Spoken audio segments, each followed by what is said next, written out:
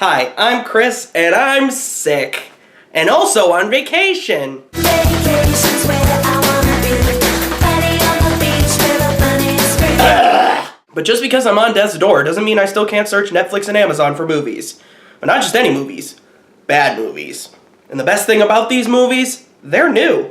That's right, someone with 2018 sensibility, someone that lives on our world line, made these. This is the worst movie I've ever seen. This week.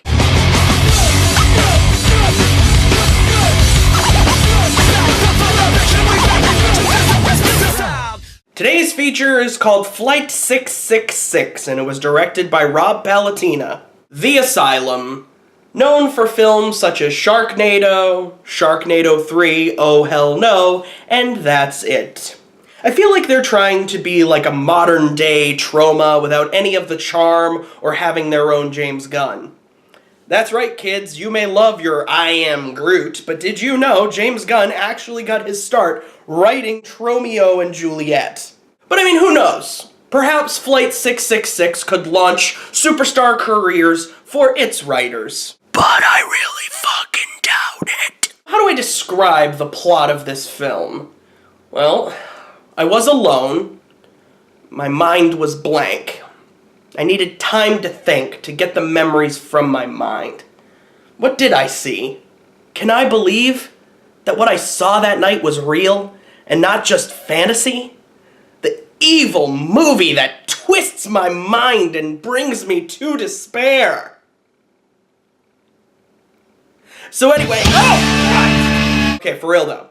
A red-eye, non-stop flight from Los Angeles to New York is caught in a major storm. The passengers are restless from all the turbulence and begin to grow more restless as some passengers start seeing ghostly apparitions. What do the ghosts want with the passengers? Who brought the evil on board? And who is going to stop it?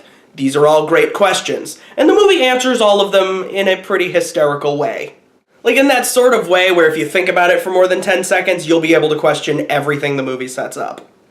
Like without spoiling too much, you find out that the ghosts are after one particular person on the plane, and that causes you to wonder why they bother screwing with all of the other passengers.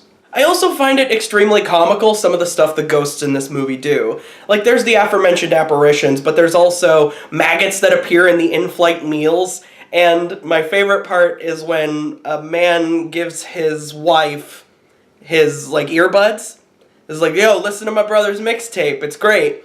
And she's listening to it, and then she starts hearing, like, voices that say, murder! And that's hysterical.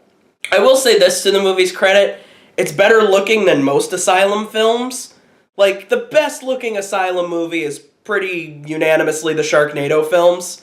And that's kind of a low bar to clear, but this outclasses it. The makeup in the movie, though, I will say is kind of special, because there's parts where different passengers get possessed by the ghosts, and their makeup just makes them look like Chris Jericho in his New Japan run. All told, as nonsensical as this movie is, I still found it to be quite a bit of fun.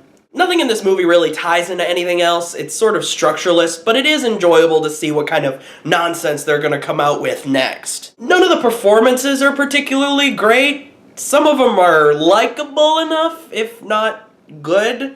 Others are just downright funny. Like, there's this one guy who looks like Derek Whibley, and he does this weird thing with every line he reads, all of his neck veins pop out, and he's just kind of funny looking, I guess. I mean, that's rude, but I did enjoy watching him on screen because he did a funny thing with his neck. I'm into memes, and he reminds me of memes.